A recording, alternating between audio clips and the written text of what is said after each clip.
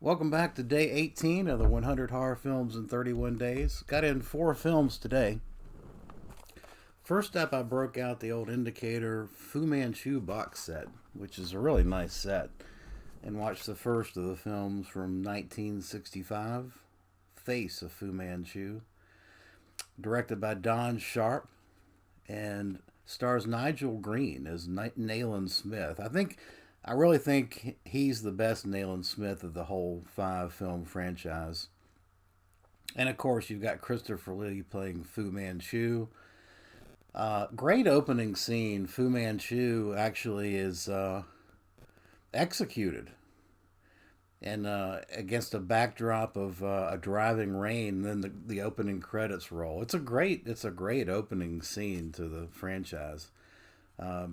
Fu Manchu, of course, is bent on world domination and, of course, revenge, particularly with those that Nayland Smith and the ones that beheaded him.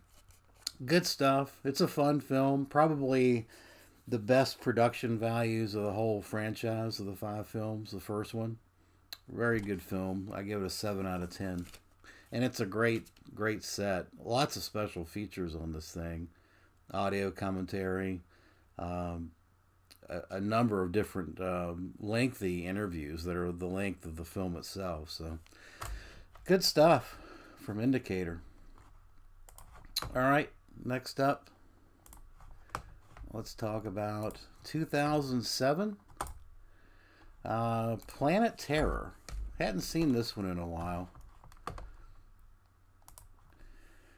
Robert Rodriguez directed it. Of course, he did From Dusk Till Dawn. This is a Quentin Tarantino zombie flick, and it's an over-the-top zombie flick.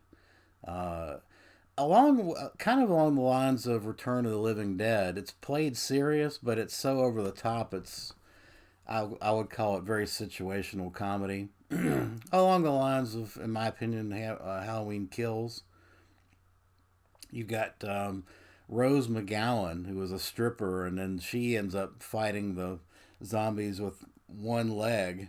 She gets her leg amputated, and she's running around with a machine gun leg. I mean, like I said, it's over the top, ridiculous. Tom Savini is in this as a sheriff. It's a fun time. It's a wild ride, very action oriented. I mean, it has the look and feel of From Dusk Till Dawn, very much so. Uh, it's very cartoony, but it's fun. I mean, it's a fun little zombie romp. I give this one a 7 out of 10 as well. It was fun revisiting that one. Probably my favorite actor in the film was Josh Brolin, who plays this uh, doctor. I mean, he's a brutal bastard. I think he's great in it. All right, next up, I watched on streaming.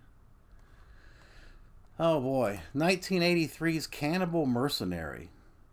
So I believe this is a Thailand film, directed by Hong Leong. I don't know what else he's done, but this is the only film credit I see that he's got.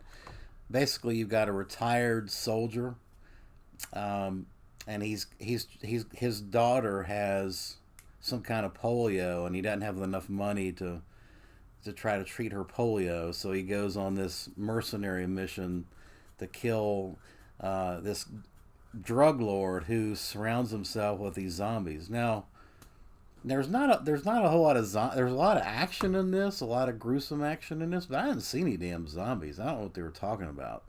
Um, but it's a fun film. Uh, it's kind of an Asian Rambo, if you will. I gave it a 6 out of 10. It was fun. It was a decent one-time watch.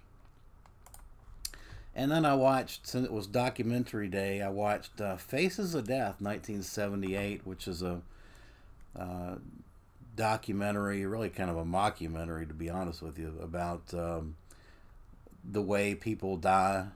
And the whole thing is reenactments and staged scenes of death. And although the slaughterhouse scenes, I think, were pretty gruesome and realistic, particularly the cows in the slaughterhouse. That's pretty nasty stuff. Um, I mean, overall, it's very tame and with today's eyes, you know, particularly with, you can tell like there's a scene with a guy videoing, filming an encounter with a bear, and of course the bear kills him, but you can tell it's all staged. I mean, it's anyway. It was you know, it'd been a long time since I've seen it. I remember growing up and hearing about it when it came out, and it was making a lot of noise. People were like equating it to a snuff film back then. You know, we were back. There were simpler times back in the '70s, but yeah, looking at it now, it's laughable. Definitely laughable.